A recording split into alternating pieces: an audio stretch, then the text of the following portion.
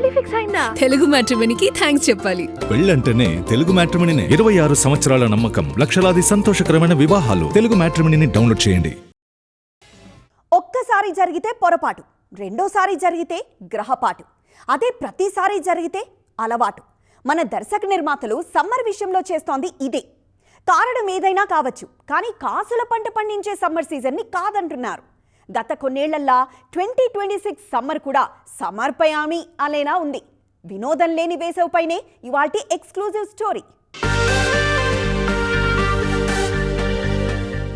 ఒకప్పుడు సంక్రాంతి తర్వాత summer season కోసం పోటీ పడేవాళ్లు నిర్మాతలు. 3 నెలల ముందే రిలీజ్ డేట్స్ అనౌన్స్ చేసేవాళ్లు. కానీ 3 ఏళ్లుగా సీన్ మారిపోయింది. సమ్మర్ సీజన్ ని చూసి చూడనట్లుగా వదిలేస్తున్నారు. అదేమంటే ఐపీఎల్ ఉంది, ఎండలున్నాయి అంటున్నారు. చూస్తుంటే 2026 సమ్మర్ లోనూ వస్తామన్న హీరోలెవరూ వచ్చేలా కనిపించట్లేదు. 6 నెలల కింద సీన్ మరోలా కనిపించింది. అప్పటికి 2026 సమ్మర్ హౌస్ఫుల్. మార్చిలో పెద్ది, ప్యారడైజ్, ఏప్రిల్లో ఉస్తాద్, విశ్వంబర, సంబరాల ఏటిగట్టు, మేలో గూఢచారి 2 ఇలా చాలా సినిమాలు కనిపించాయి. వీళ్లే కాదు, త్రివిక్రమ్, వెంకటేష్, ఆదర్శ కుటుంబం కూడా సమ్మర్ లోనే ప్రకటించారు. కానీ ఇప్పుడు అనౌన్స్ చేసిన సినిమాల్లో సగం కూడా రావట్లేదు. పెద్ది, ప్యారడైజ్ మార్చ్ రేస్ నుంచి దాదాపు తప్పుకున్నట్లే. ఇక విశ్వంబర జులైకి వెళ్లిపోయింది. వెంకీ సినిమా డేట్ ఇంకా ఇవ్వలేదు. ఒక్క ఉస్తాద్ భగత్ సింగ్ మాత్రమే మార్చ్ లో వచ్చేలా కనిపిస్తోంది. పవన్ కి తోడు కుర్ర హీరోలే ఈసారి సమ్మర్ ని లీడ్ చేయబోతున్నారు. మార్చ్ 19న డెకాయిట్, ఏప్రిల్ 10న స్వయంభూ, మే 1న గూఢచారి 2, లెనిన్ రానున్నాయి.